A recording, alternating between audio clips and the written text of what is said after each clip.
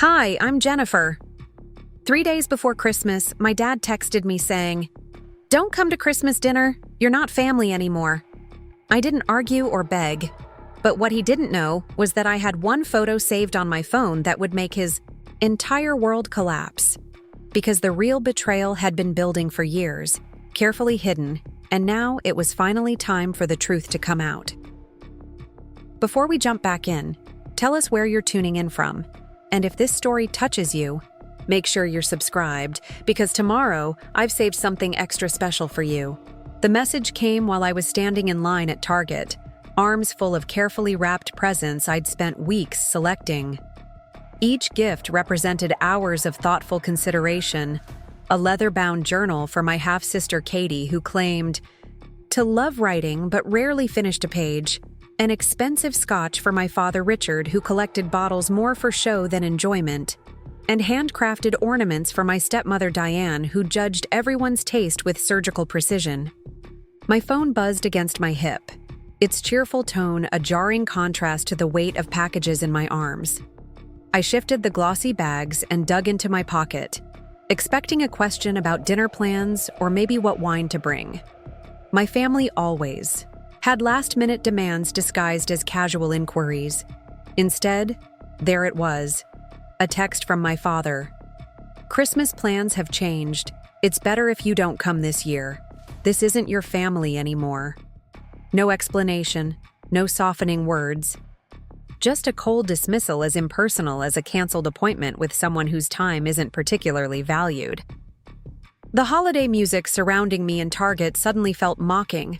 The cheerful bells and warm vocals singing about togetherness and joy while my world quietly imploded between checkout lanes 3 and 4. The red and green decorations hanging from the ceiling seemed garish and false, as artificial as the welcome I'd received at every family gathering for the past decade. My thumb hovered over the phone's keyboard, dozens of responses forming and dissolving in my mind. Part of me, the part still seeking approval after 32 years, wanted to ask why. To apologize for whatever perceived sin had earned this exile. But the stronger part, the part that had been collecting evidence for years, simply put the phone away. I stood there for a moment, suspended between reactions. The line moved forward, and I moved with it, mechanical and numb. The cashier smiled, asked if I'd found everything all right. I nodded, returned her smile with an automatic one of my own, the kind I'd perfected at countless family dinners where I'd swallowed insults with dessert. Without thinking too hard about it, I paid for everything. Gifts that would never be opened, at least not by them, and carried them to my car with a strange sense of calm. This wasn't a surprise, not really. It was just the final confirmation of what I'd always known.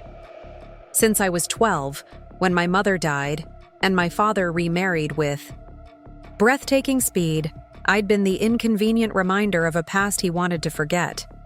Diane had her own children, perfect Katie and troubled Chris, who became the center of our reconstructed family while I orbited the edges like a distant moon. I was tolerated during the mandatory holidays, birthdays, and occasional Sunday dinners, but never quite included. The drive home to my apartment took 20 minutes. I spent it in silence, no radio, no phone calls, just the soft hum of my car's heater fighting against the December chill. Snow had started falling, delicate flakes that dissolved the moment they touched my windshield, impermanent, like my place, in my father's life. My apartment welcomed me with its peaceful quiet. No judgment in these walls, no subtle competitions or shifting alliances. Just my space, arranged according to my taste, filled with books I loved and art that spoke to me. I set the bags of gifts on my dining table and stood looking at them, these carefully chosen offerings to people who had just officially discarded me. Then I opened a bottle of wine, took out my phone, and scrolled to a photo album labeled simply "Insurance." Inside was a collection of images most people would find mundane: old Polaroids, scanned documents, screenshots of emails, but I knew their explosive potential. I stopped on one particular photo, taken at a company party almost 20 years. Ago. My father standing next to a man few would recognize today, both smiling, arms around each other's shoulders, champagne glasses raised in celebration. James Whitaker, my father's former business partner who had, mysteriously, left the company. 15 years ago, right before allegations of financial misconduct disappeared just as mysteriously. What my father didn't know was that James had reached out to me 5 years ago when I was working as a paralegal at Hadley & Associates. He'd been cleaning out old files and found something he thought I should see. Evidence of my father's systematic embezzlement from their company pension fund, tax fraud that had funded our family's lifestyle, and documentation of offshore accounts where he'd hidden millions. I'd kept it all. Not because I planned to use it, but because having it made me feel less powerless in a family where I'd never had any real standing. Now, looking at my father's text, "This isn't your family anymore," I wondered what had finally pushed him to make official what we'd all known for years. Was it my question at Thanksgiving about the family trust? My comment about his business practices when the Hendersons brought up corporate ethics? Or had I simply outlived my usefulness as the dutiful daughter who asked no questions and accepted whatever scraps of attention were occasionally tossed her way? I took another sip of wine and turned off my phone. Tomorrow would be soon enough to decide what to do with the truth I'd been carrying. The snow fell in lazy spirals as I drove past their neighborhood on Christmas Eve. Some masochistic impulse had pulled me toward the house where I'd grown up, though I had no intention of stopping. Streetlights caught in the flakes, transforming the ordinary Midwestern suburb of Riverdale into something out of a greeting card. Every house blazed with colorful lights and warmth except for one, the sprawling colonial at the end of Maple Drive where childhood memories lay preserved like insects in amber. There, the lights were more restrained, elegant white bulbs outlining the roofline and windows. Perfect, controlled, just like everything in the Mitchell household had to be. From the street, I could see shadows moving behind the bay window, figures gathering for the annual Christmas Eve dinner, the same dinner I'd been told not to attend. I recognized silhouettes, my father's broad shoulders as he gestured with what was surely a whiskey glass, Diane's perfect posture as she directed, the catering staff, Katie's animated movements as she undoubtedly held court with some story that cast her as both brilliant and humble. Through the partially drawn curtains, I caught glimpses of other guests, my father's business partners, the Hendersons probably, and Katie's husband Mark, and whoever else had made the approved list this year. The perfect family portrait, minus one inconvenient daughter. I didn't stop. I just slowed enough to confirm what I already knew. They hadn't canceled Christmas. They'd just canceled me. The cold bit through my coat as I accelerated away, the heated seats in my car doing little to warm the chill that had settled in my chest. The familiar streets of Riverdale looked different somehow, as if my banishment had transformed even the town I'd known all my life. I drove to the small park where my mother used to take me sledding, now empty in the growing darkness. Pulling into the deserted parking lot, I turned off the engine and sat watching the snow accumulate on the windshield, each flake joining others until the world outside became a soft blur. My phone sat heavy in my pocket. I hadn't turned it back on since yesterday. What would happen, I wondered, if I shared that photo? Not the documents or the evidence, just that one innocent-looking picture of my father and James Whitaker. Just enough to let him know that I knew, that I had always known, and that his perfect image was built on quicksand. The memory of Thanksgiving dinner rose unbidden in my mind. The last time I'd sat at my father's table, still under the illusion that blood meant something, that 20 years of trying to earn love would eventually yield results. I'd brought a bottle of Cabernet that cost more than I could afford, chosen specifically because Diane had mentioned it once as her favorite. When I'd handed it to her, she'd barely glanced at the label before setting it aside with a vague murmur of thanks. Later, I noticed she'd opened something else, my bottle nowhere to be seen. The conversation that night had flowed around me like water around a stone. Every time I tried to join in, someone, usually Katie, would speak over me or change the subject. My father barely looked at me, his attention focused on Chris's fiancée Melissa, who was attending her first Mitchell family holiday. "You should see the house in Cape Cod," he told her, describing the summer home he'd purchased 3 years ago without ever once inviting me to visit. "We spend every August there, right on the water. You'll love it next summer." I'd watched, Melissa's face light up at the invitation I'd never received, at being so effortlessly included in the we that had never contained me. "Jennifer doesn't care for the ocean," Diane added smoothly when she noticed my expression. Preparing and narrating this story took us a lot of time, so if you are enjoying it, subscribe to our channel. It means a lot to us. Now back to the story. She gets terribly sunburned. A convenient fiction, never checked, never questioned. I hadn't been to the ocean since I was 10, when my mother was still alive and we'd spent a weekend at a modest rental on the Jersey Shore. I had no idea if I burned easily now. I'd never been given the chance to find out.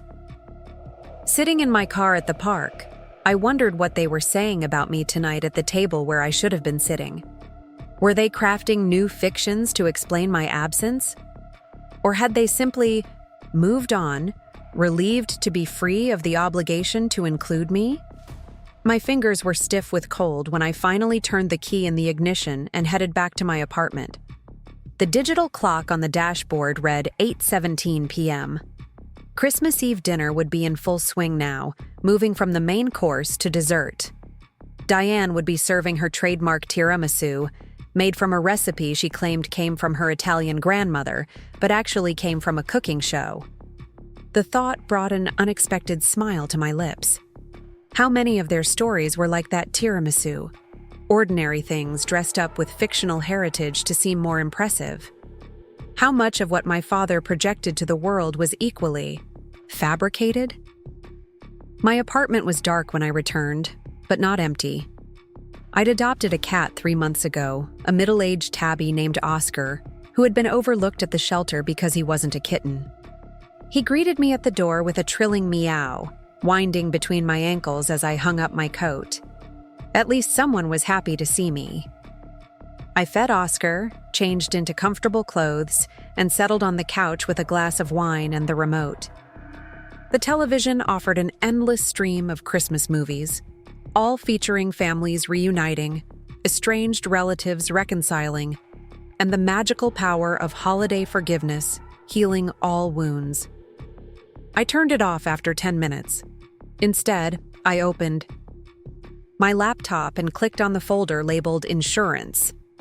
The evidence James had provided was meticulously organized: bank statements showing suspicious transfers, copies of altered financial reports, emails between my father and various offshore entities. There was enough here to trigger investigations by the SEC, the IRS, and possibly the FBI. James had given it to me with no expectations, no demands for what I should do with it. "I just thought you should know who your father really is," he'd said during our single meeting at a coffee shop far from either of our usual haunts. "The man cost me my career, my reputation, and my marriage. But you're his daughter. You decide what to do with this." For 5 years, I'd done nothing. The information sat on my hard drive, backed up in multiple locations but never shared, never used. I'd told myself I was waiting for the right moment, but the truth was simpler and more painful. Some childish part of me had still hoped that eventually I would earn my place in the family, that my father would finally see me. That foolish hope had died with his text 3 days ago. "This isn't your family anymore." The words glowed in my mind, sharp-edged and final. What would he do, I wondered, if he knew what I had?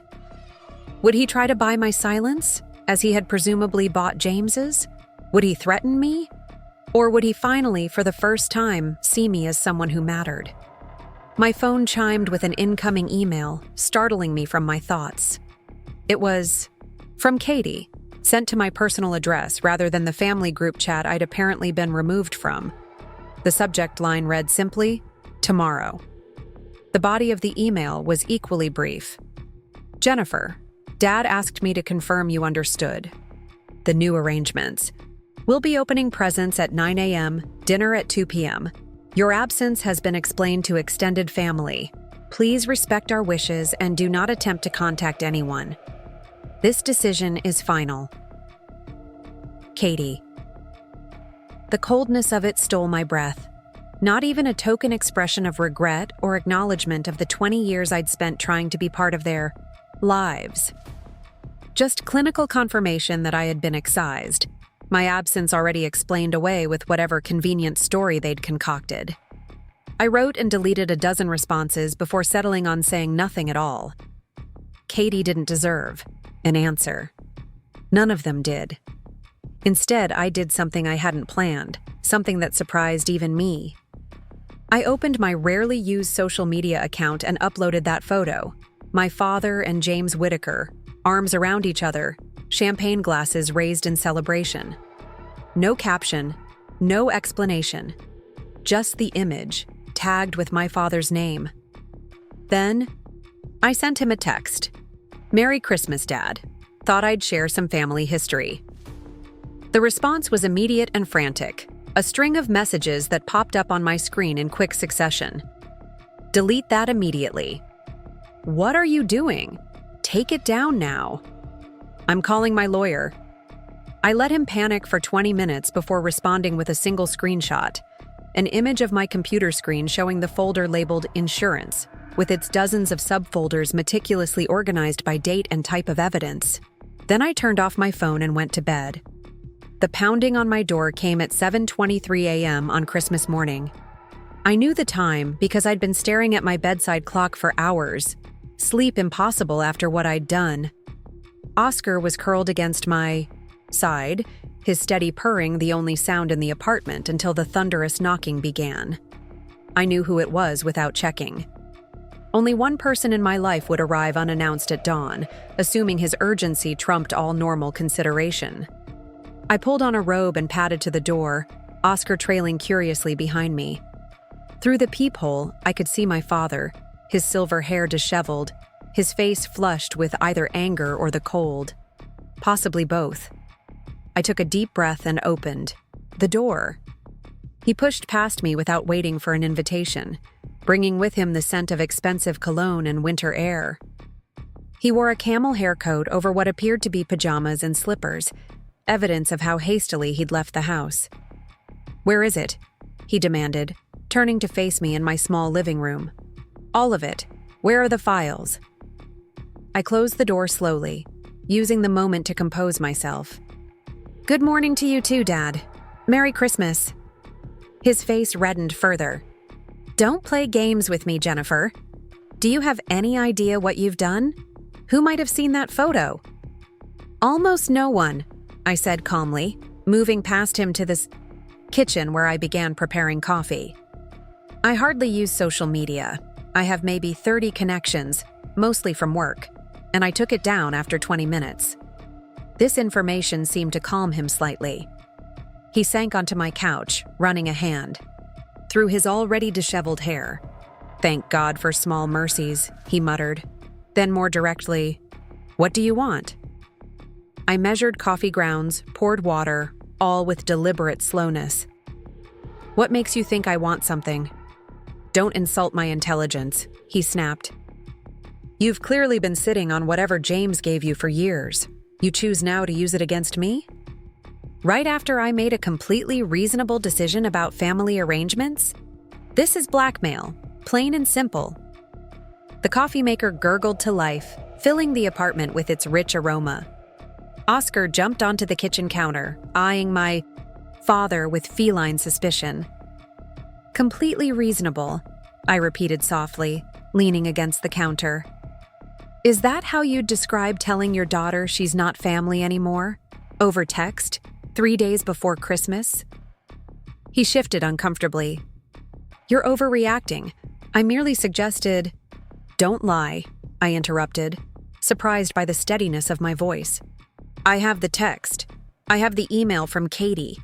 I have the letter from your lawyer. You didn't suggest anything.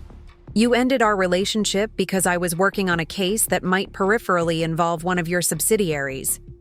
He stood, abruptly. That's a conflict of interest, and you know it. It's not, actually, I said. Our firm has proper ethical walls in place. I have no access to confidential information about your company. I've never worked directly with the Braxtons. I'm part of a research team for a class action that happens to include a company that your conglomerate acquired last year. I paused. But that's not really why you cut me off, is it? His eyes narrowed. What are you talking about? You cut me off because you've been looking for a reason for years, I said. Because I've never quite fit into the perfect family narrative you created with Diane and Katie. Because having me around reminds you of Mom, of the promises you made to her before she died, promises you broke within months of her funeral. His face went pale. You don't know what you're talking about. Don't I? I moved to the coffee maker and poured 2 mugs, offering one to him more out of habit than hospitality. I remember more than you think, Dad. I remember you telling Mom that you'd always take care of me, that you'd make sure I knew how much she loved me.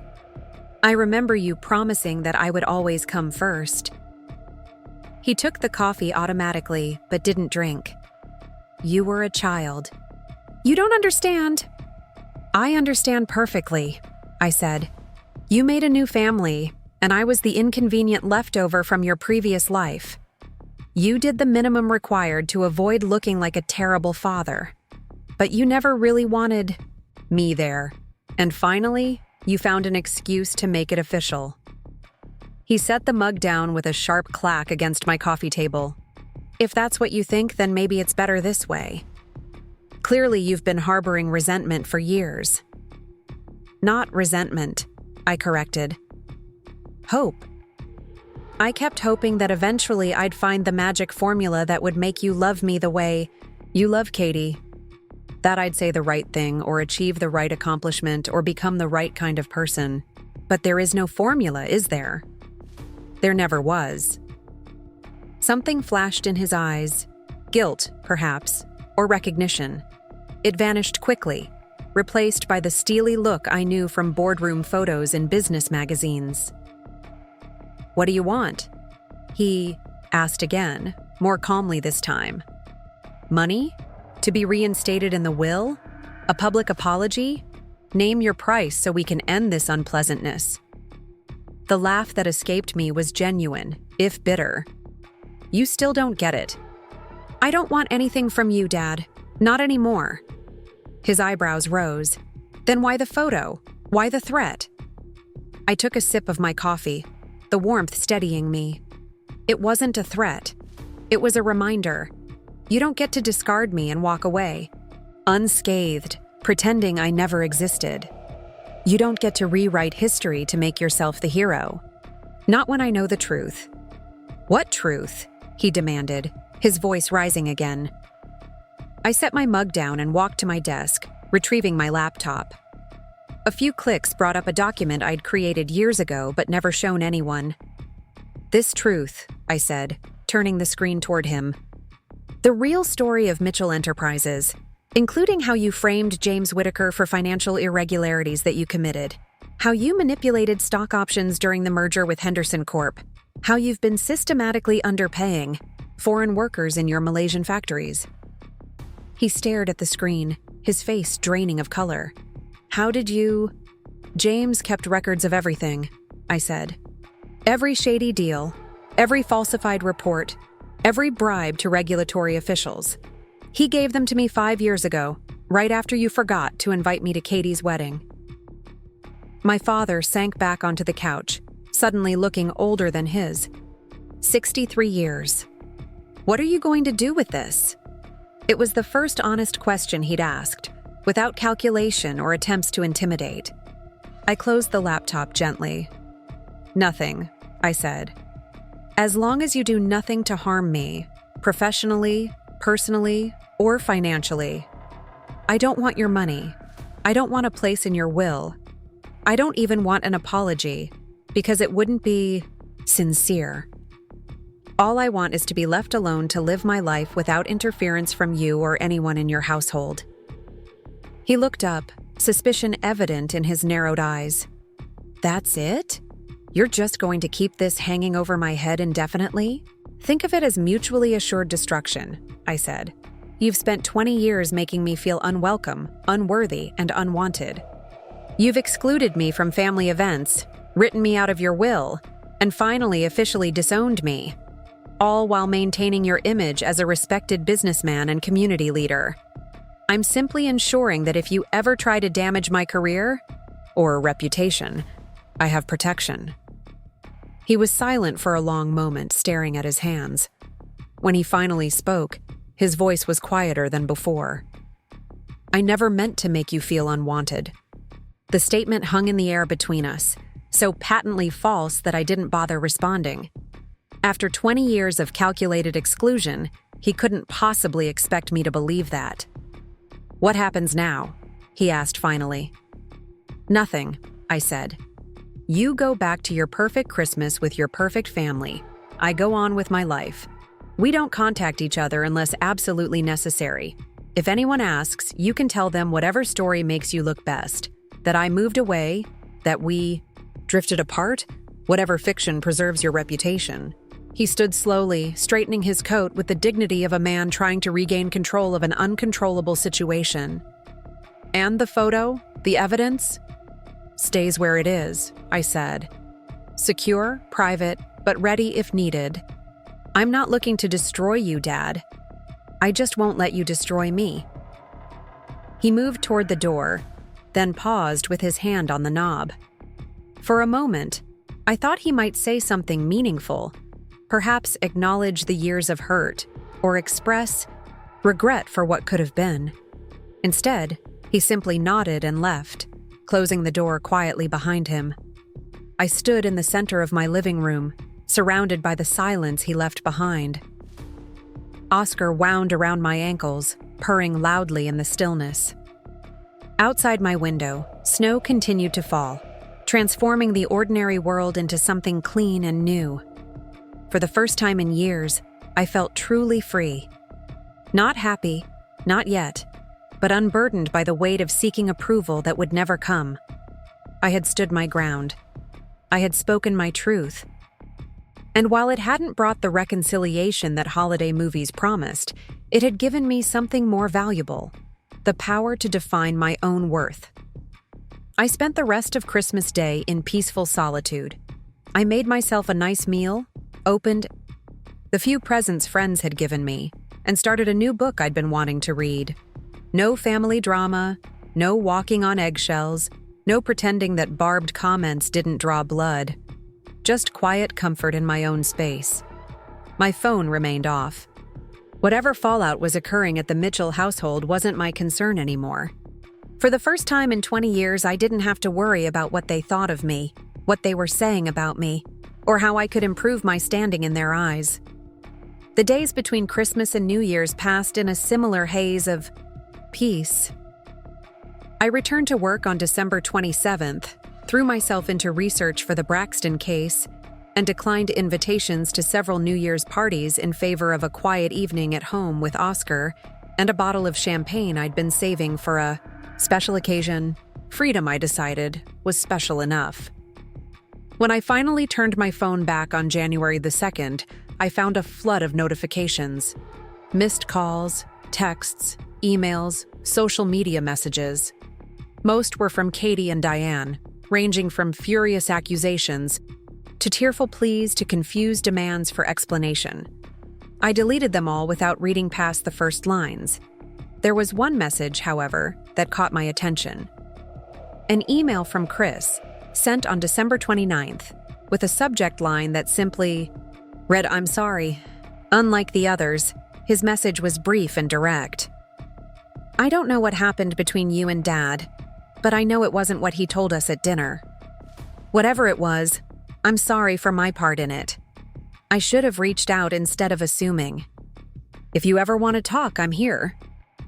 I stared at the screen for a long time, uncertain how to respond. Chris and I had never been close, As the troubled middle child, he'd been too busy navigating his own complicated relationship with our father to form alliances. But this olive branch seemed genuine, free from the manipulation that characterized most family communications. After careful consideration, I wrote back, "Thank you for reaching out. I appreciate your message. Maybe we could get coffee sometime." It wasn't forgiveness exactly, but it was an opening, a possibility that at least one relationship might be salvageable from the wreckage of my father's making. The professional fallout came in mid-January. A senior partner called me into his office, his expression grave. "Is there something you want to tell me about your connection to Mitchell Enterprises?" he asked. I took a deep breath and explained. Everything. My father's accusation of conflict of interest, the reality of the situation, and my confidence that I had maintained proper ethical boundaries throughout my work on the Braxton case. To my surprise, he listened carefully, then nodded. "I believe you," he said. "But given the circumstances, we should transfer you to another case team. Not as punishment," he added quickly, "but to protect both you and the firm from any appearance of impropriety." I agreed readily, relieved that my professional reputation remained intact. The next day, I was assigned to a different class action involving environmental contamination, a complex, challenging case that would utilize my research skills fully. It felt like a fresh start. January turned to February, and winter maintained its grip on Riverdale. I settled into new routines, focusing on work, spending weekends exploring parts of the city I'd never visited, even joining a book club that met at a local coffee shop. Slowly, I began to build a life that wasn't defined by what I lacked, but by what I chose. Chris and I met for coffee in early February, a cautious conversation that avoided both accusations and false nostalgia. He'd brought photos of his new puppy, a golden retriever named Max, and we spent most of the time discussing safe topics: his job teaching high school English, my new case, books we'd both read recently. It wasn't deep, but it was honest, and we parted with a tentative plan to try again in a few weeks. My father made no further attempts to contact me directly. Instead, in late February, I received a formal letter from his new attorney. Unlike the previous communication, this one was cordial, almost conciliatory. It informed me that a separate trust had been established in my name, not large enough to be life-changing, but substantial nonetheless. The letter emphasized that this was not an attempt to buy my silence, a clear acknowledgement of our Christmas morning conversation, but rather a recognition of familial obligation. I considered refusing it before deciding that accepting didn't mean forgiving. It just meant acknowledging the truth. He owed me this much, at minimum, after years of unequal treatment. I signed the acceptance forms and returned them without adding any personal note. Diane and Katie maintained their distance, which suited me perfectly.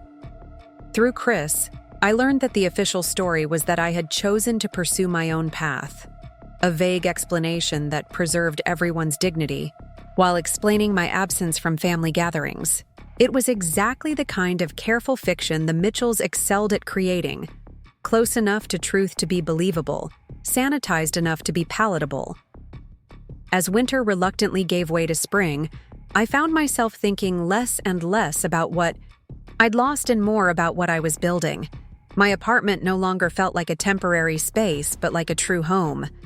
I planted herbs on my small balcony, joined a yoga studio in my neighborhood, and even went on a few dates. Nothing serious, but steps toward a fuller life. The most surprising change came in April, when I received an unexpected email from James Whitaker. He was moving back to the area after years in Arizona, wondering if I might be willing to meet for coffee to catch up on developments. I agreed, curious about what had prompted his return. We met at a small cafe downtown, far from any of my father's usual haunts. James looked older than I remembered, his once dark hair now completely silver, but his eyes were still sharp and observant. He ordered black coffee and came straight to the point. Your father approached me, he said without preamble. Offered a settlement. Very generous, very confidential, with all the usual NDAs and clauses about never discussing past events. I set down my cup carefully. Did you take it? A smile crossed his face. I'm considering it, but I wanted to check with you first. Things seem to have changed in the Mitchell household, and I wondered if you had anything to do with that. I considered my answer carefully. Let's just say my father and I came to a mutual understanding about the past and the future. James nodded, understanding the deliberate vagueness. Well, whatever happened, Richard Mitchell is suddenly very interested in clearing up old misunderstandings.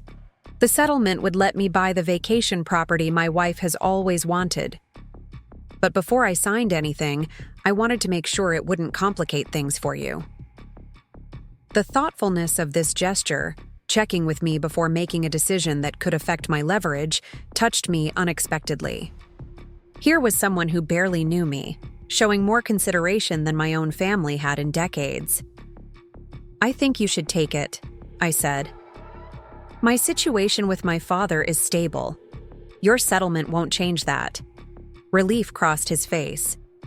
I appreciate that. And Jennifer?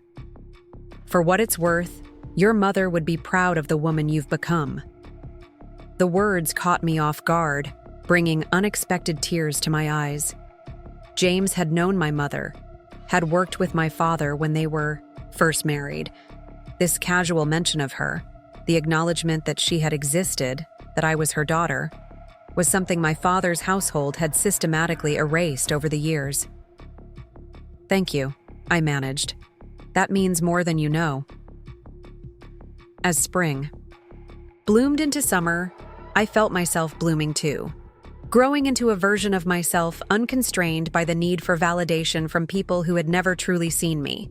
I took a week of vacation in June, my first in years, and visited the ocean, a small beach town in North Carolina where no one knew me, and I could feel the salt spray on my face without anyone commenting on whether I burned easily. It turned out I didn't. My skin tanned golden in the sun, like my mother's had in the few photos I still had of her. Another family fiction dispelled by simple experience. When I returned, tanned and more relaxed than I'd been in years, there was an invitation waiting in my mailbox, cream-colored cardstock in a matching envelope, my name and address written in elegant calligraphy. Inside was an invitation to Chris's 40th birthday party, to be held at a restaurant downtown rather than at the family home.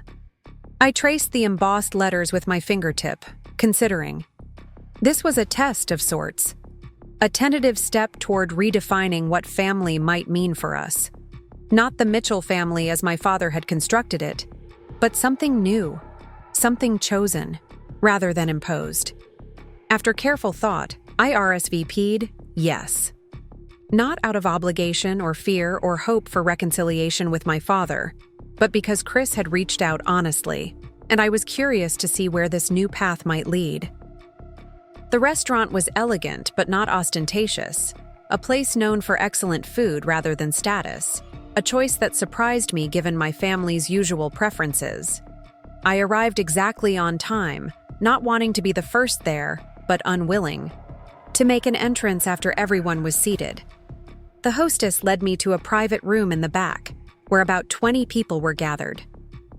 I recognized a few of Chris's friends from high school and college, some of his colleagues from the school where he taught, and, inevitably, my father, Diane, and Katie, with her husband, Mark. Chris spotted me immediately and broke away from a conversation to greet me with a genuine smile. "You came," he said, sounding both surprised and pleased. "I said I would," I replied, handing him a small, carefully wrapped package. "Happy birthday." He led me to the bar, introduced me to his fiancée Melissa, who was warm and nothing like I'd expected, and then, with subtle but unmistakable intent, seated me at a table with his friends rather than with the family. It was a kindness I hadn't anticipated, giving me space from the tension while still including me in the celebration. My father nodded at me from across the room but made no move to approach. Diane pretended not to see me.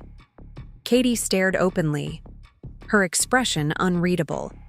I focused on the people at my table, engaging in conversation about their work, their hobbies, the recent heat wave. Normal, everyday topics that required no navigation of decades-old resentments. Halfway through dinner, Chris clinked his glass for attention and made a short speech thanking everyone for coming. Then, to my surprise, he specifically thanked me for being here despite the complications. A public acknowledgement of the situation that was both diplomatic and honest. As dessert was being served, my father finally approached my table. He looked older than he had at Christmas, the lines around his eyes deeper, his posture slightly less commanding. "Jennifer," he said formally, "you look well." "Thank you," I replied, neither warm nor cold, simply polite. "So do you."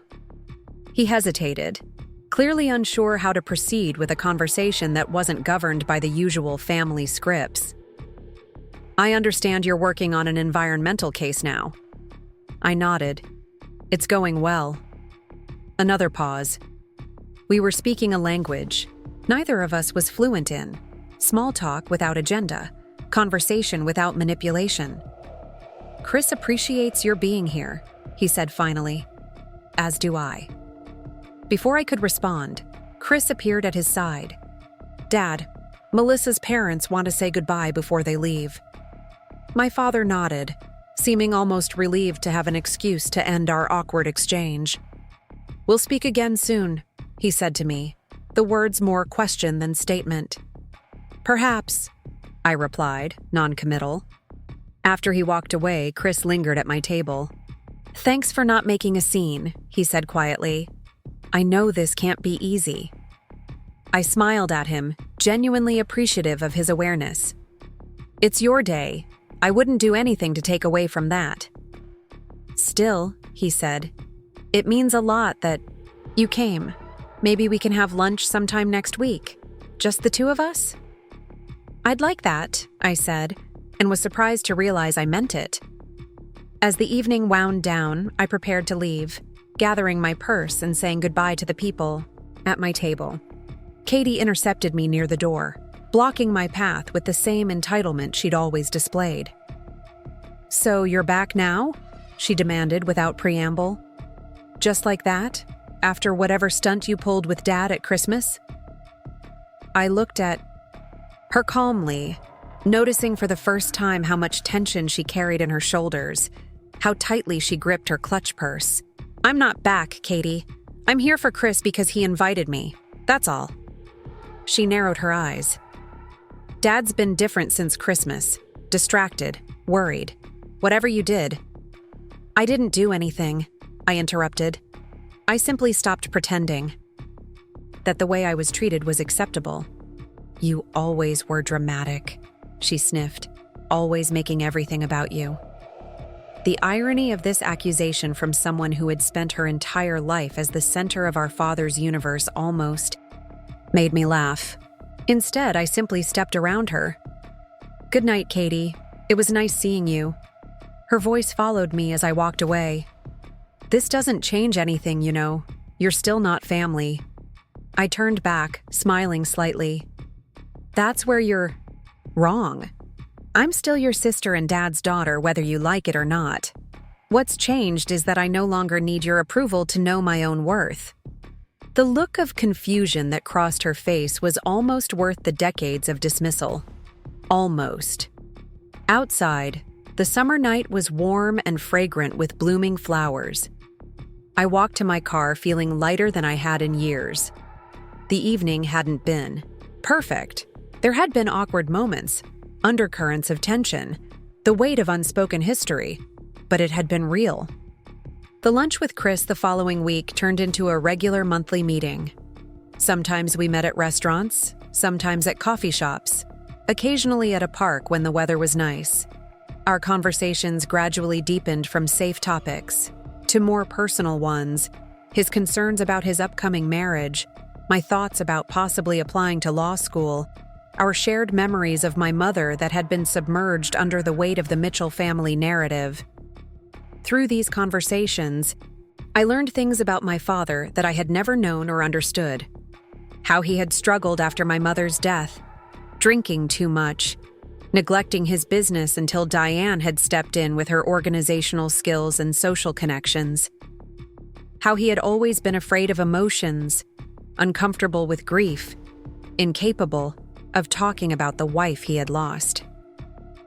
"It doesn't excuse how he treated you," Chris said during one of our meetings, "but it might explain some of it. He couldn't handle being reminded of her, and you were so much like her, the same expressions, the same laugh. This perspective didn't heal the wounds of 20 years, but it helped me see them differently. Not as deliberate cruelty, but as the flailing of a man who had never learned to process loss, who had chosen to build a new life rather than face the ruins of the old one." My father and I developed a careful, distant cordiality. We encountered each other occasionally at public events, charity fundraisers, community concerts, once at a restaurant where we exchanged brief, polite greetings before returning to our separate tables. Each time, the interaction was a little less strained, a little more natural. In August, he sent me a brief email. "There's a new exhibit at the Art Museum featuring several paintings by Elizabeth Harrow. Your mother always admired her work. Thought you might be interested." No pressure, no manipulation, just a small acknowledgement of the connection we shared, a tentative bridge across the chasm between us. I went to the exhibit on a quiet Tuesday afternoon. The paintings were luminous, full of light and color, exactly the kind of art my mother had loved.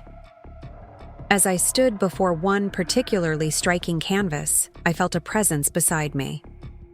"She would have loved this one," my father said quietly. I hadn't expected to see him there, but somehow I wasn't surprised. "Yes," I agreed. "The use of light reminds me of the print she had in her studio." He nodded, and for a moment we stood in companionable silence, both remembering the same woman, the same room, the same slant of sunlight through gauzy curtains. "I've never been good at talking about her," he said finally. "After she died, it hurt too much. And then, as time passed, it became easier to just not mention her." I kept my eyes on the painting.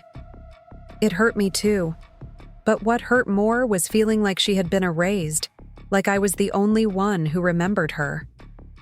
He sighed, a sound of genuine regret. "I know. I handled everything badly. I was trying to move forward, to build something new, and I didn't realize what I was breaking in the process." It wasn't a full apology, but it was honest. More honest than I had expected him to be capable of. "Would you like to get coffee?"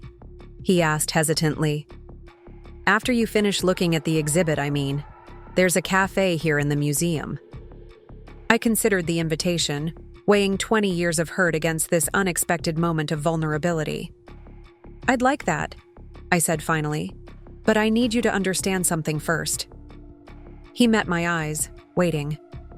"I'm not looking to rebuild what we had before," I said. "Too much has happened. But I'm open to finding out what kind of relationship might be possible now, as adults, without pretending or manipulation." He nodded slowly. "That's fair. More than fair, given everything."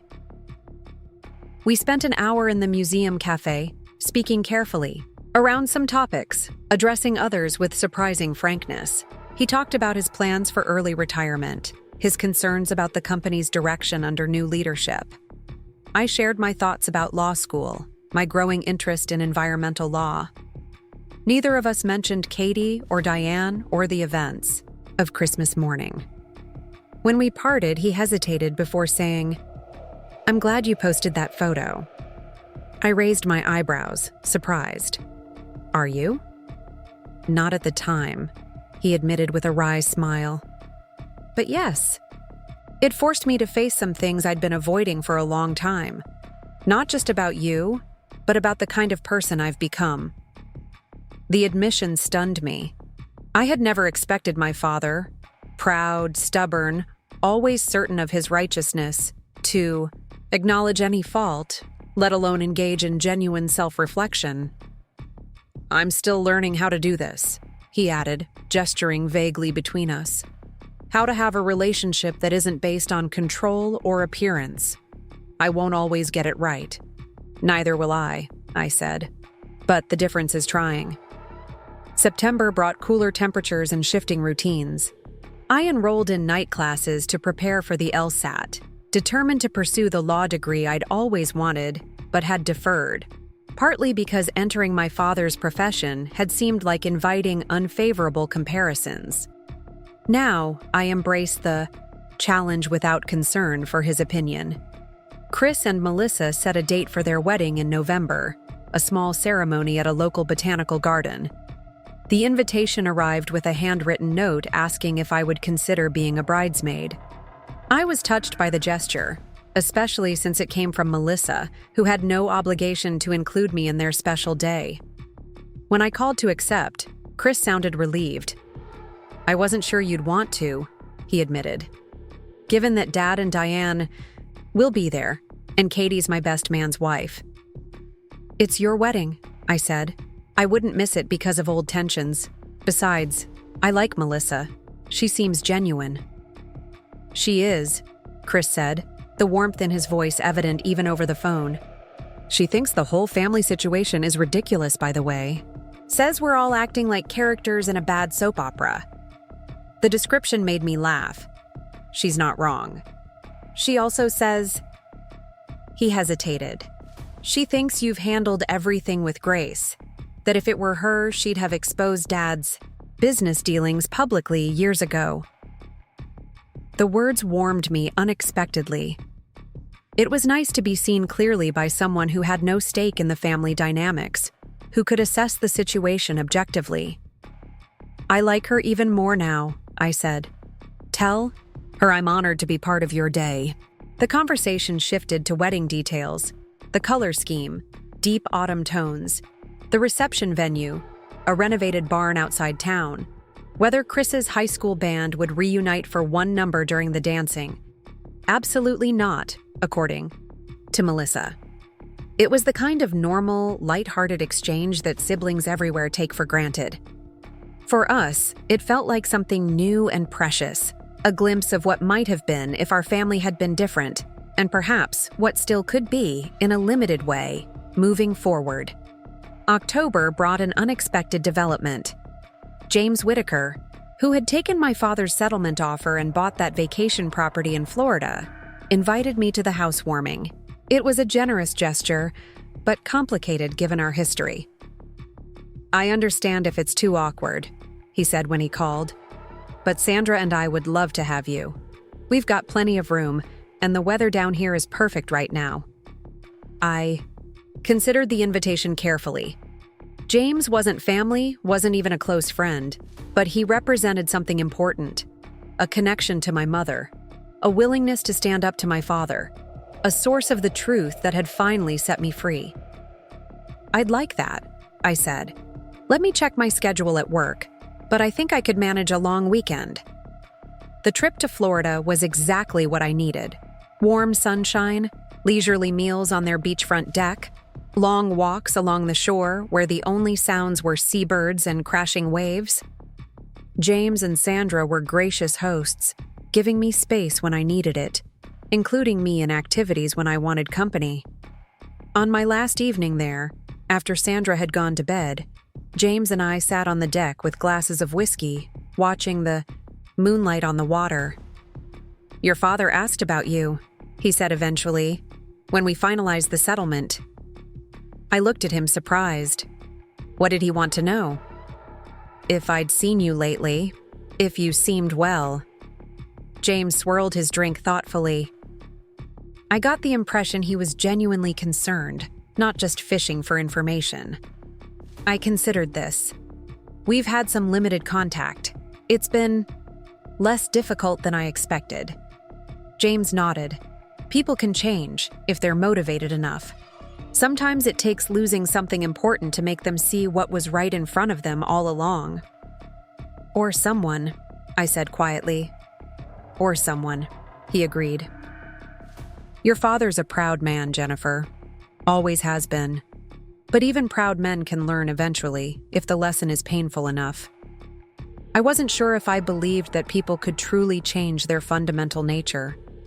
My father had spent decades constructing a world where he was the central authority, where his approval was the currency everyone sought, where appearances mattered more than authenticity. Could someone like that really develop genuine empathy, true self-awareness? I'm not looking for a dramatic reconciliation, I said. There's too much water under that bridge. Understandable, James said. But don't close the door completely. Family is complicated. The good and the bad get all tangled up together. I thought about that on the flight back to Riverdale, about the complex web of emotions that constituted family relationships. The anger I still felt was real, but so was the longing for connection, for a sense of belonging that I had never fully experienced with the Mitchells. Chris's wedding in early November was a beautiful affair, intimate, heartfelt, full of personal touches that reflected the couple's personality. The Botanical Gardens glass conservatory was transformed with autumn flowers and twinkling lights, creating a magical atmosphere for the evening ceremony. As a bridesmaid, I spent the morning with Melissa and her friends, helping with last-minute preparations, laughing over mimosas, participating in the kind of carefree female bonding I had rarely experienced growing up with just my father and later Diane, who had always kept me at arm's length. The ceremony itself was simple but moving. Chris, normally so nervous in the spotlight, stood tall and confident as he recited his vows. Melissa's voice wavered with emotion but never faltered. Their genuine love for each other shone through, every word, every glance. My father, seated in the front row with Diane, caught my eye during the exchange of rings. He gave me a small, almost imperceptible nod, an acknowledgement of the moment's significance, perhaps, or of my presence among the wedding party. I nodded back, a brief connection across the distance between us. The reception was held in a beautifully renovated barn just outside town, with exposed wooden beams strung with more twinkling lights, long tables set with simple but elegant dinnerware, and a small jazz trio playing in the corner. I was seated at a table with Melissa's cousins and an elderly aunt, well away from my father's table. Another thoughtful arrangement by the couple, giving everyone space to enjoy the evening without tension. As dinner was winding down, my father approached my table. He looked distinguished in his tailored suit, his silver hair catching the warm light. "Would you mind if I joined you for a moment?" he asked, gesturing to an empty chair. I nodded, and he sat down, careful to maintain a respectful distance. "It was a lovely ceremony," he said. "Chris looks happy." "He does," I agreed. "Melissa's good for him." "Yes." He paused, glancing around at the festive scene. "I wanted to tell you. I've been thinking about what you said, about starting fresh, as adults." I waited, curious where this was going. "I'm not good at this," he admitted, looking uncomfortable. "Talking about feelings, admitting mistakes. But I want you to know that I'm trying to see things differently, to understand where I went wrong with you." It was more self-awareness than I had ever heard from him. "Thank you for saying that," I said carefully. "It means something." He nodded, seeming relieved by my response. I also wanted to ask, would you consider having dinner sometime? Just the two of us. No agenda, no expectations. I studied his face, looking for signs of the old manipulative tactics, the subtle pressure that had characterized our relationship for so long. But I saw only hesitancy, perhaps even a flicker of vulnerability. "I'd consider it," I said finally. "After the holidays, maybe." His eyebrows lifted in surprise. "Not for Christmas?" I shook my head firmly. "No, I'm not ready for that. Christmas carries too much history." He accepted this with a slow nod. "Fair enough. After the new year, then. I'll reach out. He stood to leave, then paused. Jennifer? Yes? You look beautiful tonight, just like your mother. Before I could respond, he walked away, leaving me with a complex swirl of emotions. It was the first time since my childhood that he had voluntarily mentioned any resemblance to my mother. The first acknowledgement of that connection that didn't come wrapped in criticism or avoidance. The band began playing a slower song, and couples moved to the small dance floor, Chris and Melissa sharing their first dance as husband and wife, other friends and family joining them. My father led Diane onto the floor, their movements practiced and formal. Katie and Mark followed, she in a dress that was slightly too elaborate for the occasion, clearly determined to draw attention even at someone else's wedding. I was content to watch from my table until Melissa's father, a jovial man in his 60s, approached with a friendly smile. My wife refuses to dance, he explained, extending his hand. Would you indulge an old man? I accepted, and found myself on the dance floor, laughing as he twirled me with surprising agility. From across the room, I caught Chris's eye. He gave me a thumbs up and a genuine smile, clearly pleased to see me enjoying myself. For a moment, I felt a sense of belonging that had nothing to do with the Mitchell family name or my place within its hierarchy. I was simply a woman at a wedding, dancing with a kind stranger, celebrating a couple I cared about, existing fully in the present without the weight of the past. The moment was interrupted when Katie appeared at my elbow as the song ended. I need to talk to you, she said, her voice tight with controlled emotion. Privately. I thanked Melissa's father for the dance and followed Katie to a quiet corner of the barn, away from the music and chatter. She wore the pinched expression I recognized from childhood, the look that preceded a carefully calculated emotional outburst. What is it, Katie? I asked, keeping my voice neutral. I want to know what you have on Dad, she said without preamble. What was in that photo you posted at Christmas? What are you holding over him? I stared at her, surprised by the direct approach. That's between your father and me. No, she snapped. It affects all of us. He's been different since then, distracted, making strange decisions. The board is concerned. I'm concerned. The board? I repeated, genuinely confused. Dad's letting me sit in on board meetings now, she said, a hint of smugness breaking through her agitation. I'm being groomed to take over when he retires, but something's off. He's not making the aggressive moves he normally would. He's turning down acquisitions that would have been no-brainers 6 months ago. I felt a flicker of amusement at her consternation. After years of wanting our father's undivided attention, she was finally getting it, and discovering that he was human, flawed, capable of uncertainty. Maybe he's just reassessing his priorities, I suggested. People do that sometimes, especially as they get older. She shook her head impatiently. This isn't natural. It's not like him. Whatever you're doing, whatever leverage you think you have, I want you to stop. For the good of the company, for the good of the family. The irony of Katie appealing to family loyalty wasn't lost on me. I'm not doing anything, I said truthfully. If your father is changing, that's his choice. Maybe you should talk to him about it instead of confronting me. I have talked to him, she said, frustration evident in her voice. He just gives these vague answers about personal growth and balance and other nonsense. That's not the Richard Mitchell we know. Maybe not the one you know, I said quietly. But perhaps it's who he's deciding to become. She stared at me, a mixture of confusion and suspicion in her eyes. I don't believe you. People don't just change for no reason, especially not someone like Dad. You're right, I agreed. They change because something forces them to see themselves differently, to recognize the consequences of their choices. Understanding dawned in her expression. So, you did do something. I showed him the truth. I said simply. What he does with that truth is up to him.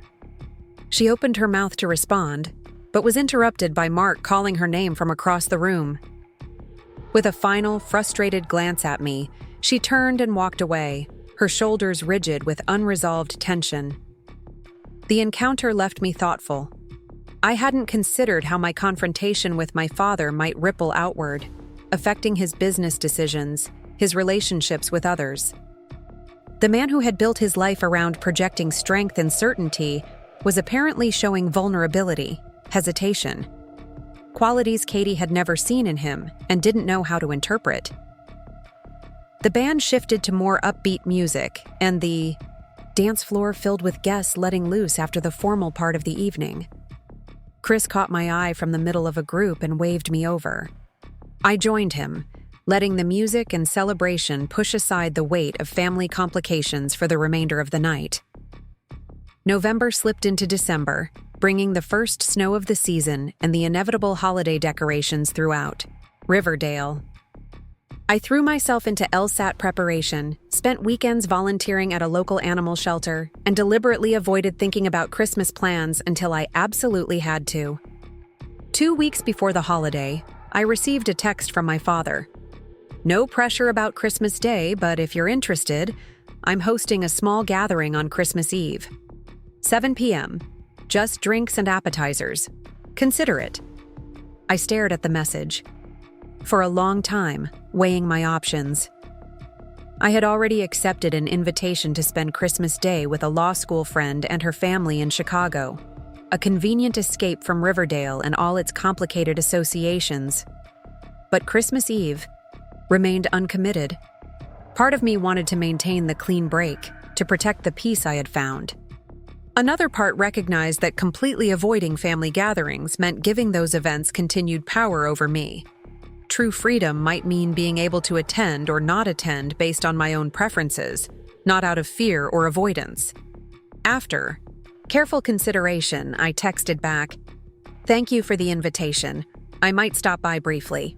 No promises." His response came quickly. "Understood. Door will be open if you decide to come." The night of December 24th arrived cold and clear, stars visible in the deep blue sky above the city lights. I spent the afternoon packing for my trip to Chicago the next day, wrapping a few last-minute gifts, and playing with Oscar and Luna, who would be cared for by a neighbor during my absence. At 6:30, I found myself behind the wheel of my car, driving toward my father's neighborhood without having consciously decided to go.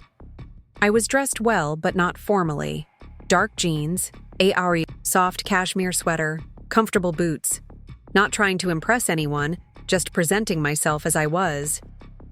The Mitchell house was lit up for the holidays, white lights outlining the roofline and windows just as they had been the previous year when I'd driven past without stopping. This time, however, I pulled into the driveway and turned off the engine, sitting for a moment to steady my nerves.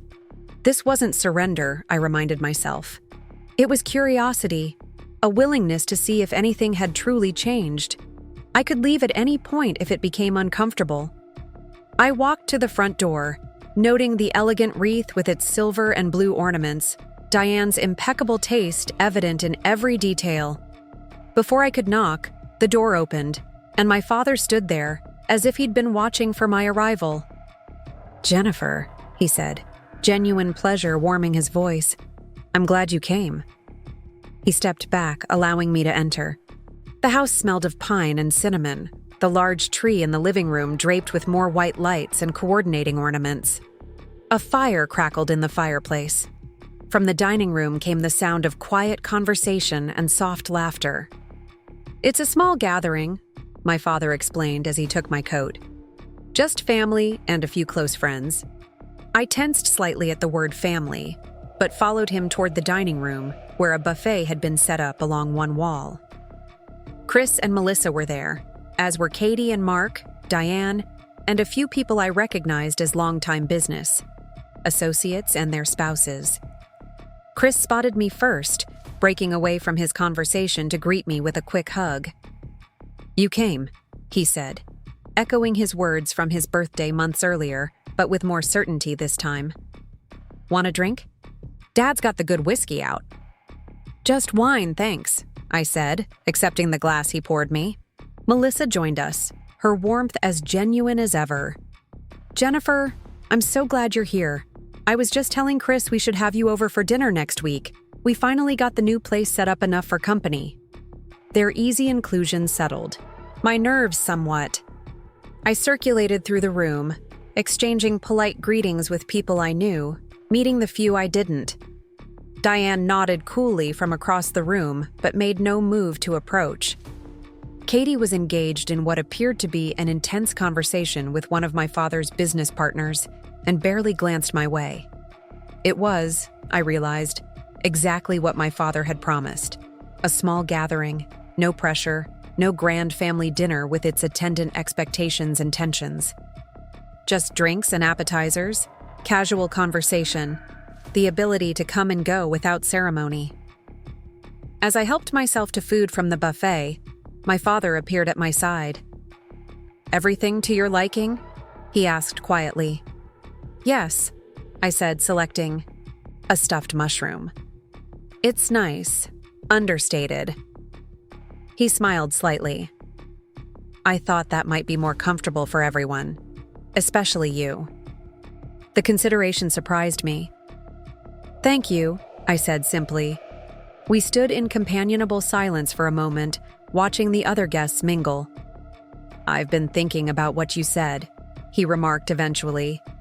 "About not wanting to rebuild what we had before, about starting something new." I glanced at him curious. "And?" "I think you're right," he said. "The old patterns weren't working, not just with you, but with everyone. With myself." He took a sip of his whiskey. "I'm seeing a therapist now." The statement was so unexpected, so contrary to everything I knew about Richard Mitchell and his contempt for soft sciences that I nearly choked on my wine. "You're what?" A wry smile crossed his face. "I know. Not what you expected. Not what I expected either. But after our conversation at Christmas last year, I realized some things needed to change. So I'm trying."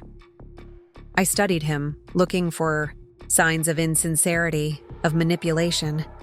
But his expression was open, his eyes clear. I'm glad," I said finally. "That takes courage." "It's not easy," he admitted. "Turns out I've spent most of my life avoiding things I didn't want to face. Your mother's death, my own grief, the ways I failed you afterward." He hesitated. "The things I did in business that I'm not proud of."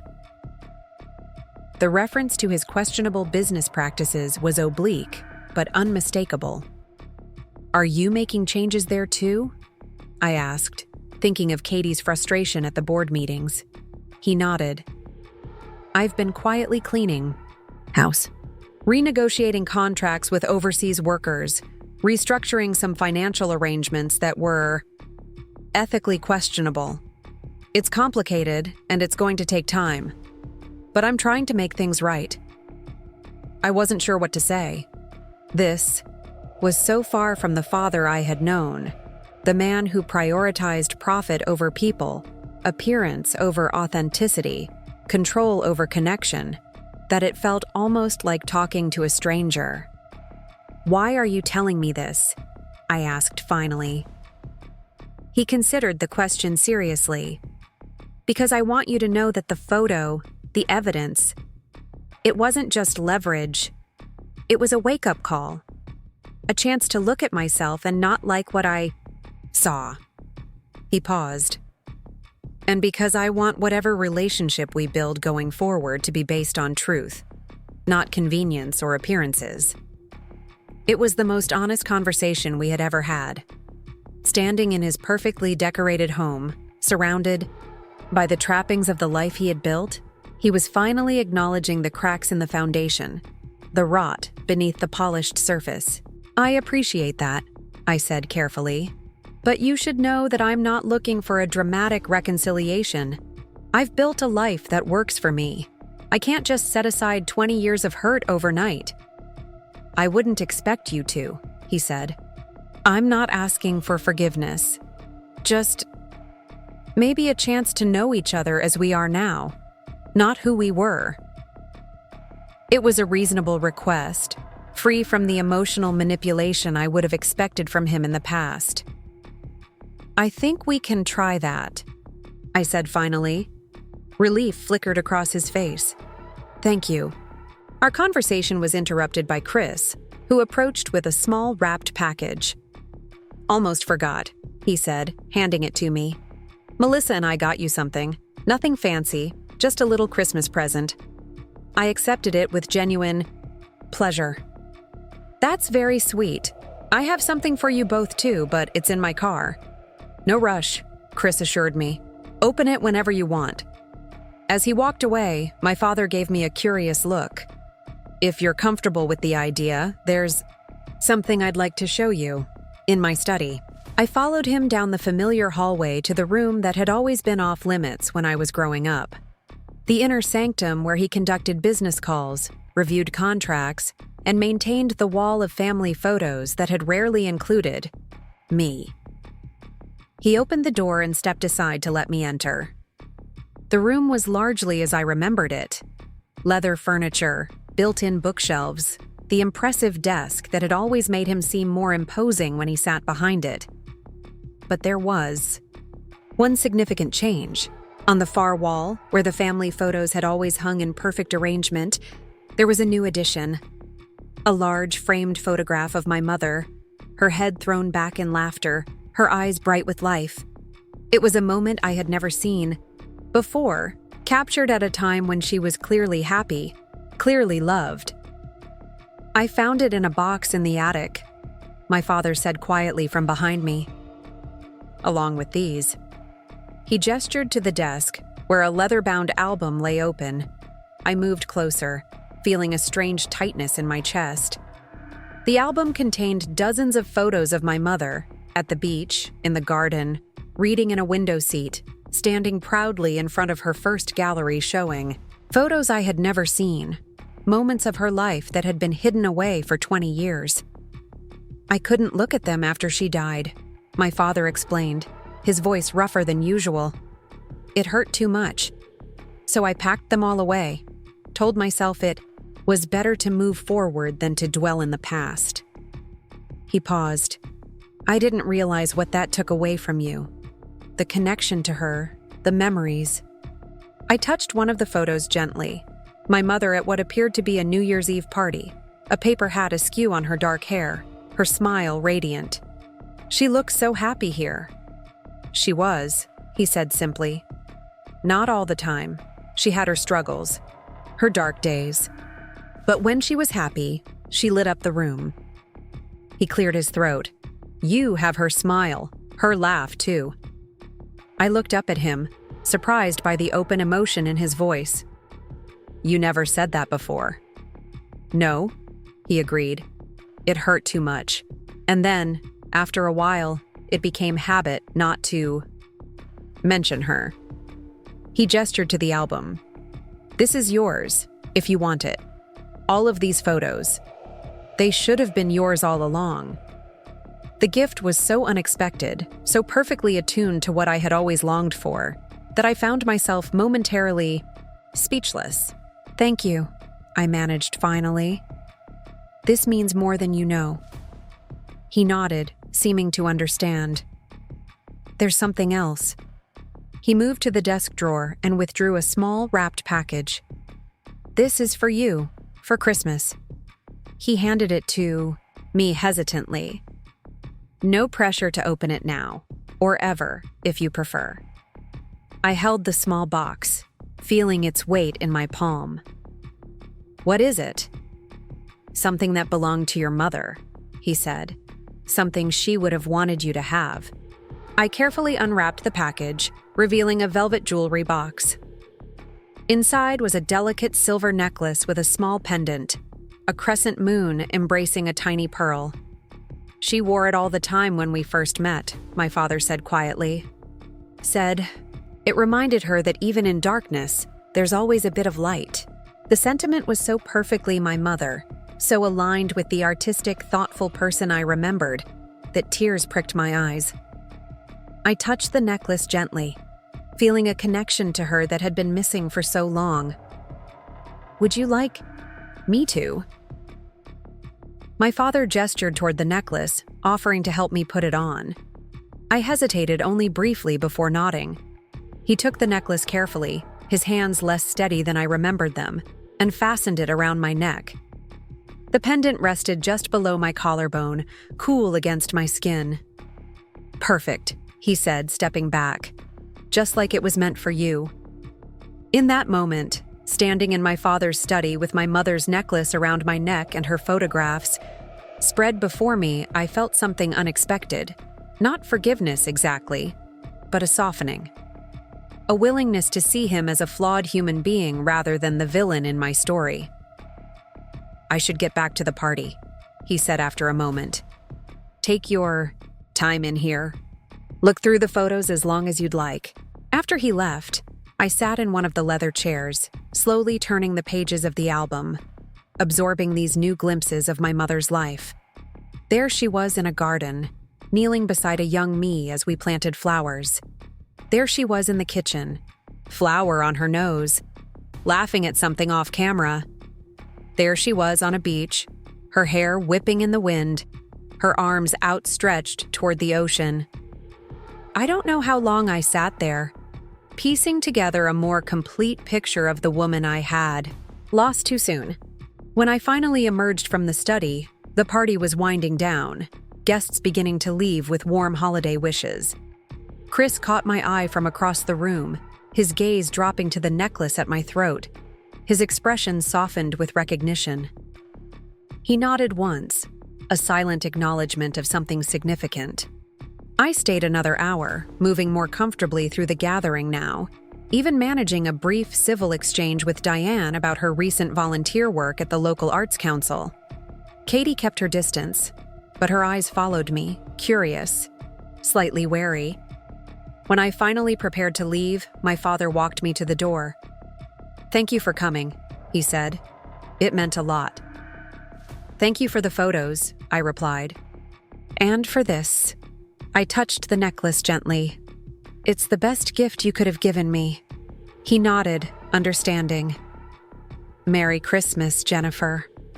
"Merry Christmas," I said, and for the first time in years, the words didn't feel hollow. As I drove back to my apartment, snow beginning to fall in gentle flakes that caught in the headlights, I thought about the year that had passed since that text message that had changed everything. The anger that had fueled me then hadn't disappeared entirely, but it had transmuted into something different. A determination to live on my own terms. A willingness to accept connection where it was offered honestly. A freedom from the need for approval that had driven me for so long. The photo that had made my father panic hadn't just given me leverage. It had given us both a chance at something we had never really had. An authentic relationship, grounded in truth rather than appearance, choice rather than obligation. I didn't know what the coming year would bring, whether this fragile new understanding would strengthen or falter, but I knew that whatever happened, I would face it with a newfound certainty in my own worth, in my right to determine the shape of my life and the people I allowed into it. The crescent moon pendant caught the light as I stepped into my apartment, a small gleam in the darkness. Even in darkness, there's always a bit of light. My mother's words, carried to me across the years, finally finding their way home. Spring came to Riverdale slowly that year, a gradual warming, a hesitant blooming. I passed my LSAT with scores high enough to earn acceptance to several good law schools, including my father's alma mater. I chose instead a program with a strong environmental focus in a city 3 hours away, close enough for occasional visits, far enough for true independence. Before I left, I had dinner with my father, just the two of us, at a restaurant neither of us had been to before. No shared history, no built-in expectations. "I'm proud of you," he said as we finished our meal, "not just for law school, for everything. For becoming who you are despite." Well, despite me in many ways. I smiled, more comfortable with his honesty now. Not despite you, because of you too, the good and the bad. He understood what I meant. We were both products of our history, shaped by the pain as much as the joy. The difference now was that we could acknowledge it, talk about it, perhaps even learn from it. "I have something for you," he said, reaching into his jacket pocket. He pulled out a small manila envelope. "Your mother's letters. She wrote to me when we were dating, when I was away on business trips after we married. I found them when I was going through some old files." I took the envelope, already feeling the familiar tightness in my throat that came with these unexpected glimpses of her. "Thank you. There's something else," he said, hesitating.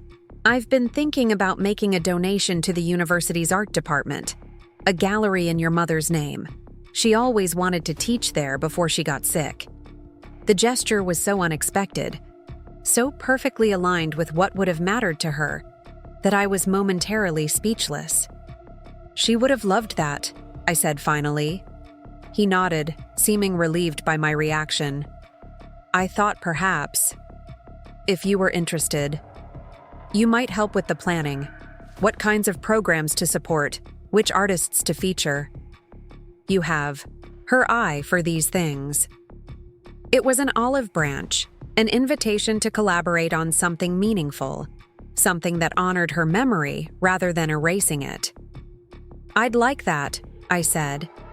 As we walked out into the spring evening, the air soft with the scent of flowering trees, he asked, "Will you be coming back for the holidays?" A year ago, the question would have felt like pressure, like a test I was destined to fail. Now, it was simply a question. "I'm not sure yet," I answered honestly. "Let's see how the year unfolds." He accepted this with a nod. "The door is always open." And it was. Not just his door, but the door to a new kind of relationship, one based on truth rather than appearance, on who we were becoming rather than who we had been. One where I could choose to enter or not, based on my own needs and boundaries rather than a desperate search for approval.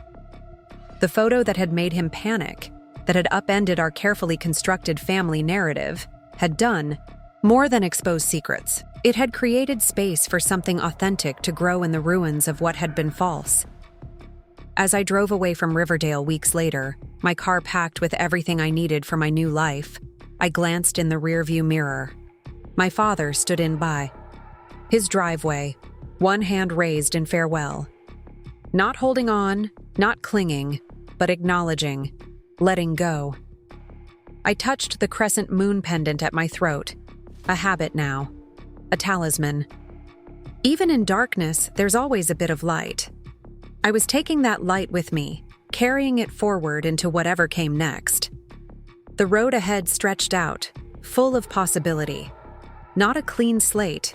I carried my history with me, the wounds and the wisdom both, but an open page, mine to write on as I chose.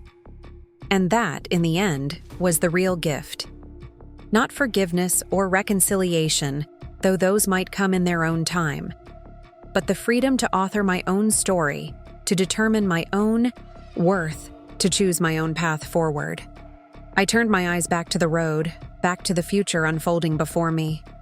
And I drove on, toward whatever waited around the next bend, carrying my mother's light, my father's tentative amends, and my own hard-won truth. Not the end of the story, just the beginning of a new chapter. One written not in pain or resentment, but in the clear, steady handwriting of a woman who finally, fully, belonged to herself. My first year of law school was both more challenging and more rewarding than I had anticipated. The workload was intense, the competition fierce, but I thrived in the structured environment, the intellectual rigor. I made friends, real ones, based on shared interests and genuine connection rather than proximity or obligation. I returned to Riverdale occasionally, for a weekend in the fall to discuss plans for my mother's gallery, for Chris and Melissa's housewarming, for a brief visit during spring break. Each time, the dynamics had shifted slightly, like tectonic plates slowly settling into new formations. My father and I maintained a careful, respectful distance. Regular phone calls, occasional emails, nothing forced or demanding. We were learning how to be in each other's lives without the old patterns of control and resistance. It wasn't always easy, but it was authentic in a way our relationship had never been before. Diane remained polite but distant, accepting the change in my relationship with my father without fully embracing it. Katie's wariness gradually shifted to a grudging curiosity. She couldn't quite understand the transformation in our father, but she was beginning to recognize that it might be real, might be lasting. The gallery project became an unexpected bridge between us all. My father's initial donation grew into a substantial endowment, enough to fund not just an exhibition space, but also scholarships for promising young artists. Planning meetings brought us together regularly, united in a common purpose that honored my mother's memory while creating something new. Through those meetings, I learned more about my mother than I had in the 20 years since her death. My father began to share stories, how they had met at an art opening where he had been dragged reluctantly by colleagues, how she had challenged his practical business mindset with her creative vision, how she had taught him to see beauty in unexpected places. She always believed that art wasn't a luxury but a necessity, he told me one afternoon as we reviewed architectural plans for the gallery space. That creativity was as essential to human flourishing as air or water. I smiled, recognizing, in his words, echoes of things I remembered her saying, feelings I had carried with me without fully articulating. She was right. He nodded, looking at me with an expression I couldn't quite read. She would be so proud of you, Jennifer. Not because of your accomplishments, though those are impressive, but because of who you are, your integrity, your courage.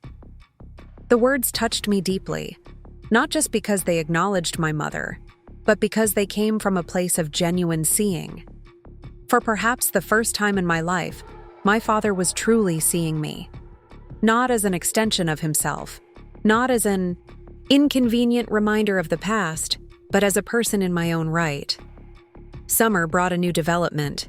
James Whitaker, whose settlement with my father had allowed him to buy that Florida property, invited me to the opening of a small art gallery he and his wife had established in their community. I went, curious about this connection to my past, that had become, unexpectedly, a bridge to my future. The gallery was lovely, a converted boathouse with soaring ceilings and abundant natural light. James had used his business acumen to create something meaningful, something that contributed to his community rather than extracting from it. It felt like a kind of redemption. Your father's settlement made this possible, he told me as we stood looking out over the water. Not just financially, though that helped, but knowing that he had finally acknowledged the truth, had finally faced the consequences of his actions. It freed me to move forward too. I understood what he meant. The truth, difficult as it had been, had freed us all in different ways. My father from the weight of his secrets, James from the burden of false accusations, me from the desperate need for approval that had constrained me for so long. That night, as James and Sandra showed me around their community, introducing me to their friends, sharing their life with the same generous spirit they had shown at the housewarming months earlier, I felt a sense of belonging that had nothing to do with family names or bloodlines. It was based on something simpler, something more fundamental, the recognition of shared values, shared experiences, a mutual respect that didn't require performance or pretense.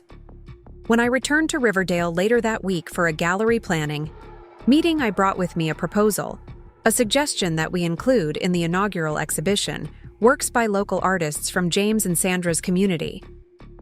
A way of expanding the circle, of connecting threads that had been severed by old grievances and new beginnings. To my surprise, my father embraced the idea immediately. "It's perfect," he said. Elizabeth always believed in supporting emerging artists, in creating opportunities for voices that might not otherwise be heard. As we worked together on the gallery project throughout the summer, I noticed subtle changes in my father, a softening of his rigid certainties, a willingness to listen rather than dictate, a genuine interest in others' perspectives. The therapy he had mentioned at Christmas seemed to be having an effect, though he rarely discussed it directly. One evening, as we were finishing up a meeting about the gallery, he asked hesitantly if I would join him for dinner. "There's something I'd like to discuss with you," he said. "Nothing urgent, just something I've been thinking about." We went to a small Italian restaurant downtown, the kind of place he would have dismissed as too casual in the past. Over pasta and wine, he told me that he was considering significant changes at Mitchell Enterprises. "I'm thinking about restructuring," he said, "moving away from the aggressive acquisition model we've followed for decades. Focusing more on sustainable growth, ethical practices, corporate responsibility." I raised my eyebrows, genuinely surprised. "That's a major shift." He nodded. "It is, and not everyone on the board is thrilled about it." He took a sip of his wine. "Katie, in particular, is having trouble understanding. She sees it as weakness, as giving in to market trends rather than shaping them." I could imagine Katie's reaction, confusion turning to frustration, then to anger at what she would perceive as a betrayal of everything she had been taught to value. "She's been raised to believe in a certain kind of success," I said carefully. "It's not easy to question that." "No," he agreed. "It's not. But I'm hoping you might be willing to speak with her, not to defend my decisions. That's my responsibility, but to help her understand that there are different ways to measure success, different paths forward." The request touched me deeply, not just his belief that I might be able to reach Katie where he couldn't, but his recognition that my perspective, so different from the one he had spent decades imposing, might have value precisely because of that difference. "I can try," I said, "but I'm not sure she'll listen to me. We don't exactly have a history of productive conversations." He smiled slightly. "No, but you have something I don't. The ability to walk away if it gets too difficult. The freedom to set boundaries. Those are things Katie has never learned, things I never taught her." And it was a startling admission of his failings as a parent, all the more powerful for being stated so simply, without self-pity or expectation of absolution. Just a clear-eyed assessment of the impact his choices had had on his children, on both of us, in such different ways. "I'll talk to her," I said finally. "I can't promise anything, but I'll try." The conversation with Katie was as difficult as I had anticipated. We met at a coffee shop near her office, neutral territory where neither of us had home court advantage. She was defensive from the start, certain that I had somehow manipulated our father into decisions she couldn't understand or accept. "He's throwing away everything he's built," she said, her voice tight with controlled anger. "Everything he's taught me to value. And for what? Some trendy corporate social responsibility nonsense that won't matter in 5 years?" I looked at her, seeing not just the entitled woman who had dismissed me for so long, but also the daughter desperately trying to hold on to the certainties that had defined her life.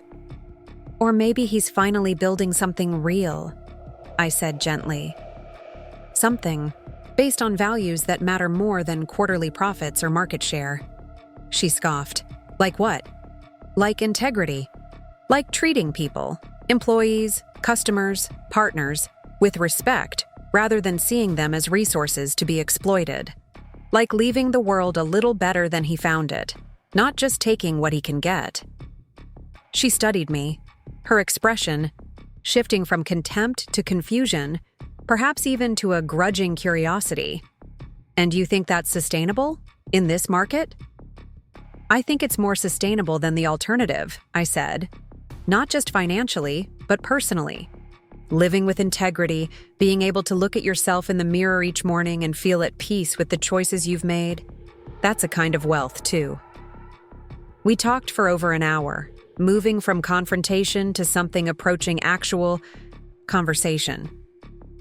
I didn't expect to change her mind overnight, didn't expect her to suddenly embrace a different worldview or recognize the flaws in the one she had been raised to accept without question. But as we were preparing to leave, she hesitated, then asked, "The photo you posted last Christmas, what was it?" I looked at her, weighing how much to share. "Evidence," I said finally, "of decisions Dad made a long time ago that hurt people, that nearly destroyed James Whitaker's life and reputation." She absorbed this, her expression unreadable. "And you didn't use it to hurt him back? To expose him publicly?" "No, that wasn't what I wanted." "What did you want?" The question was so direct, so free from her usual layers of sarcasm and judgment that it caught me off guard. "I wanted to be seen," I said after a moment. "Not as an inconvenience or an obligation, but as a person with inherent worth. A person who deserved truth, even when it was difficult." She nodded slowly, as if processing something that didn't quite fit with her understanding of the world. "I'll think about what you said," she told me as we parted. Not a promise of agreement or understanding, but an acknowledgement of the conversation, of the possibility of change. It was a small step, but a real one, like the gallery project, like my cautious reconnection with my father, like James's new beginning in Florida, a tentative bridge across a chasm that had once seemed unbridgeable. As summer turned to fall and I prepared to return to law school, for my second year, I found myself reflecting on the journey of the past months. The text that had seemed so cruel, so final, "Don't come to Christmas, you're not family anymore," had set in motion a chain of events that had transformed not just my relationship with my father, but my understanding of myself. The photo that had made him panic hadn't just given me leverage. It had created an opening for truth to enter a relationship built on appearances, for authenticity to replace performance, for genuine connection to grow in the space where obligation had once stood. The evening before I left Riverdale, I visited my mother's grave, something I had rarely done in the years since her death, finding little comfort in the cold stone that bore her name. This time, I brought fresh flowers and sat on the grass, beside her marker, the crescent moon pendant cool against my skin. "I wish you could see what's happening," I told her. "The gallery that will bear your name. The ways Dad is trying to change. The person I'm becoming." A gentle breeze stirred the branches of the maple tree overhead, sending a shower of golden leaves spiraling down around me. I smiled, remembering how my mother had loved autumn, the way she had taught me to see beauty in change, in endings that held the promise of new beginnings. As I drove away from Riverdale the next morning, heading back to law school and the life I was building there, I felt a sense of peace that had eluded me for as long as I could remember. Not because everything was resolved, Katie's wariness, Diane's distance, my own lingering hurt, but because I no longer needed resolution to move forward. The photo that had made my father panic had done something more powerful than forcing an apology or extracting revenge. It had created space for truth, for growth, for the slow, difficult work of becoming more fully human. For him, for me, and perhaps eventually, for our entire complicated, imperfect family.